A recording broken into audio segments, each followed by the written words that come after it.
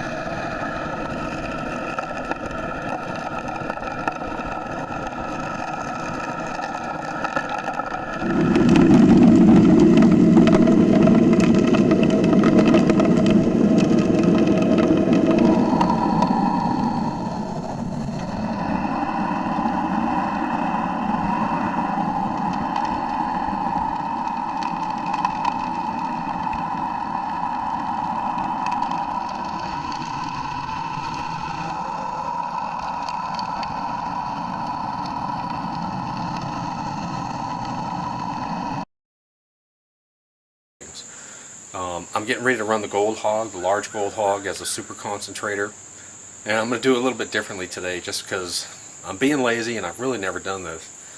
But I'm not going to classify my cons. Most of my cons are about 1/2 inch or smaller, so I'm going to run it through. The gold hog as a super concentrator and see what happens. And if you don't know, when we use this as a super concentrator, this tray normally skims. It's not going to skim. We've got a full UR mat on this first tray. Then I've got the new Razorback on this second tray. Then it goes down to scrubber, and then it's going to go to UR. And then I've got a Keen A52 set up with riffles and with vortex, just to see if I've got any losses and check for losses. I figure I'd put a different matting surface in there just to check and see if I've got any losses. And I should have some losses, and I'll tell you why. I've got a 5-gallon bucket of concentrates. And when I say a 5-gallon bucket of concentrates, when they come from our mat, so I would say 35 to 45% of this bucket is black sand and heavies. Garnet sand, black sand. The bucket itself is probably over 100 pounds. When you see I should show you the handle on this thing, but it literally bends. I don't know how that handle stays in. One person can barely carry it. It's amazing. It's so heavy. But one of the points that I want to show about this real quick is the understanding of an exchange matting. And it's not just an exchange matting, it's really any sluice that you have, or any time you're looking for gold, it's the same process. And what you have to do is you have to run all this material through, and hopefully what you're doing is through some process, whether it's low pressure areas, whether it's a vortex, whether it's exchange, no matter what it is you're trying just to retain the heaviest materials. we're not looking at so much the volume or mass of materials, we're looking more so at specific density. So I want to be able to retain very, very small -100 gold at the same time blowing out 1/8 of an inch quartz and lighter rock. So it's an interesting process. So I'm going to have a ton of black sand run through this system, and these mats have to hold the gold. I've got that sluice tuned up perfectly. That insurance sluice, will be running it. I'll be running it at 4,000 GPH roughly. And so I've got water screaming through there. Again, I'm not classifying, it's a 5-gallon bucket. But what I want you to understand about the exchange process is this. I've got 5 gallons of concentrate, so when I shut this machine off and I clean up my mats, I'll have approximately 4 cups of material. So if you do the math on that, you have 80 cups versus 4 cups, you're at about a 95% reduction rate. So I've got to reduce down 80 cups or 5 gallons of material down to 4 cups, a 95% reduction, and I've got to maintain and I've got to capture all that gold. So this is what we talk about. This is really the design of our matting system. Is we run the mats very fast, it exchanges out based on specific density, and it has very specific hiding places and deep hiding places for even the smaller gold to hold. So once it goes through this exchange process, there's hiding places in these mats for that smaller gold to get out of that velocity of the water in that exchange process. Now, our mats are not just a gravity drop system. I heard someone say one time they're talking about gravity drop systems, and our mats are not a gravity drop system. Our mats consistently have, you'll see vortexes all through these mats, just like a normal riffle has. It creates low pressure zones, but it also has exchange zones. And it creates these vortexes without huge flow interruptions and high disturbances like a normal or traditional riffle. When water hits a riffle, it hits it, everything gets thrown up into that faster current, and you're hoping that the gold settles down and gets pulled back in behind that riffle. And you have to have some kind of system under that riffle. A lot of commercial ops use miner's moss, hopefully so that when it sits back there, the heaviest stuff settles down and holds. You want to give it a hiding place. And that's really what our mats are designed to do. They're designed to create those vortexes, those low pressure zones, and without throwing it back up into the currents, keeping it very gentle and very calm, but giving gold a place to hide. Okay, so I thought I'd go ahead and just show you a little setup I've got over here. This is my side porch that I have. You'll probably hear crows in the background, but I've got a gold hog unit here that we set up in super concentrator mode. All the material goes through the 4 trays actually. It comes out into an A52, which we've sort of modified down. We've got it with riffles and vortex. This one actually has the new stream sluice stand on it that we're going to be selling pretty soon. It all dumps out, it goes over here, so this should catch any losses that I have. I've got it tuned perfectly. And we run 2 4,000 GPH pumps, and those pumps pump back up. And then over here we've actually got a spiral wheel station, so I can pull some of that. I also, in the truck, I've got a gold cube if I need a gold cube, if I want to super concentrate even more. So it's a neat little setup, and I have a panning station. I have a panning station set up, so it's a pretty neat little way to do it.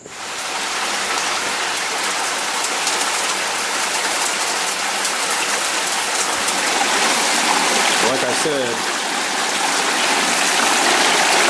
I'm pretty much letting this thing hammer to it. It's going, it's processing real quick. There's sticks and everything else in here.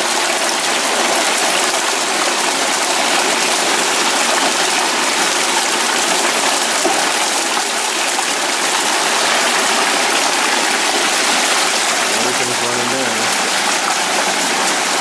Coming down. It's all going through here. It's all going through the slip. You can see some of those big rocks in there.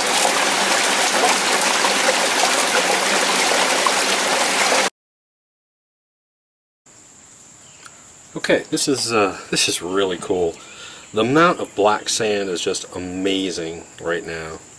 This mat doesn't even look like a mat because of all the black sand in it. But I don't even know if you can see that gold in there. But there is just a ton of gold. There is a ton of gold in this mat. I'm trying to get it out of the light here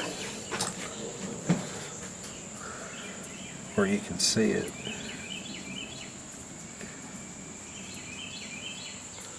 And what's funny is, you know what that is? That's a 22. It looks like an old 22 bullet. Some kind of old bullet sitting there. But look right here. Look at that first piece of Razorback in there. It is just packed with gold right there. And I see a big old piece back here. Look at that. I don't know how big that is because I can't even reach in there. But I haven't even opened this thing up yet, and I still got that tray on it. But I just shut this down, and now what I'm going to do is I'm going to take off that sluice, the insurance sluice, and I'm going to test it, pan it out first to see. We should have some losses in there. I should have a few pieces of gold in there. It only took me about 7 minutes to run a full half gallon. That was probably 40 to 50% black sand through this thing. So I ran it real hard, and I ran it completely unclassified. So I had rocks up to 3/4 of an inch going through here probably. Which I've never done that before. I've always screened to 1/4, but I'm going to try it, see what happens, and we'll see what that sluice looks like. Okay, I'm trying to show you what this. These are the cons from the emergency or insurance box at the end of the gold hog, and you can see it's solid black sand.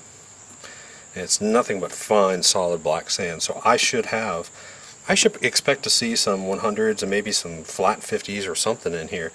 I've got thousands of pieces of gold sitting in the gold hog, so I should see some loss in here. But that's amazing. Look at all that black sand. Now all this was exchanged out by the mats, don't forget. And there's a ton more sitting in that tub down, that kiddie pool down there. Hey guys, I'm going to be in your face a little bit because as you can tell from the sound of it, it's raining. And there's some thunder in the background, but I'm under the big porch, so everything's fine. So anyways, I panned down that emergency sluice, and it was, I've sat here panning for almost 20 minutes because it is just like solid black sand. So I'm really having to pan down carefully. I have not worked it yet, so I'm going to show it to you real quick. It's going to be kind of hard to see, but let's see if we got anything in here. It's a good sign so far, because I haven't seen much. This is a really good sign. I mean, this is just like mud. Fine, fine, fine black sand.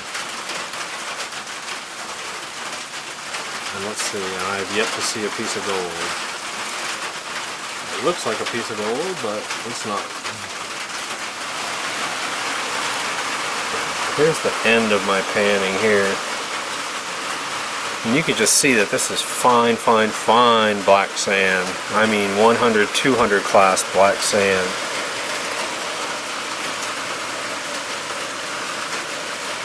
And I see, finally, maybe, no?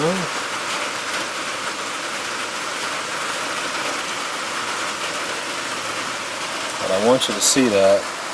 This is out of that insurance box with riffles and vortex in it. And I ran the heck out of those cons too. I ran them fast. But look at that. I mean, it's just incredible. This is just super, super, super fine black sand. And there's just nothing in it. It's actually going to be kind of miserable to work the regular cons. Nothing in it. That's wonderful. Well, let's go get the other ones. Okay, the lighting is really weird, so I'm going to try and show you. I'm hoping you can see all that gold in there. There is just a ton of gold sitting right in there. Bad boy. Look at that. That is a beast. I mean, that is just a beast of a piece of gold there. Let me try and come back up over here. Look at that gold in there.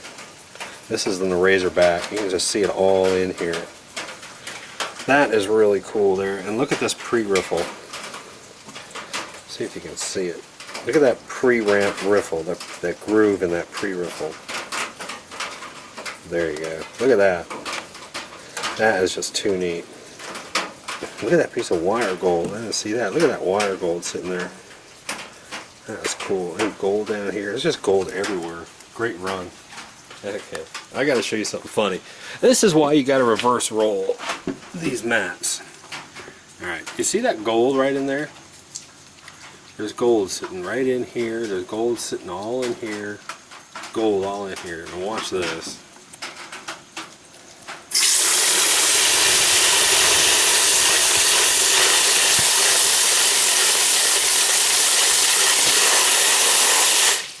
Okay. Now look again. Hasn't moved. I mean, there's gold all in here. And that stuff will not come out. Look at it up in here in these grooves.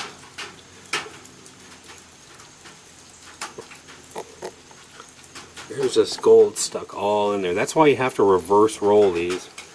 And there's gold right there stuck in it. You got to reverse roll these things and open up those grooves. So here are all the cons from the Gold Hog as a super concentrator. And like I said, I got about 4 or 5 cups of cons, and it's almost solid black sand in here. Got a little bit light coating of lights in here, but you can see. I mean, I didn't classify this at all. I've got 1/2 inch, 3/4 inch rocks. So that was a great result. So I'm panning these a little bit before I run them through a spiral wheel. Okay, I had to stop panning, and I think you'll see why. I mean, there's just so much fine gold in here, and big gold, that, I mean, I'm just barely touching the surface of this black sand. And every time I swirl, I'm just finding tons of gold in here. Thousands and thousands of pieces. A bunch of gold. I'm just on the very top of the black sand, and you can see all that gold. I mean, there's just a ton of 100s and 50s. It's just all over here. Ooh, look at that bad boy. Right next to that bullet. Look at that. Now that's a piece of gold, my friends. That's a bullet. That's a big old chunk of gold. That's pretty. But again, look at all this here. That's amazing. No losses, 0 losses on that run, unclassified through the Gold Hog. Tons of 100s. Okay guys, I figured I'm going to run the spiral wheel a little bit. I figured I'd show you some of it.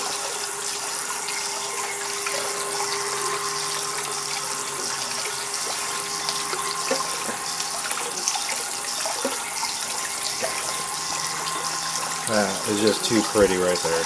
Amazing. Great gold.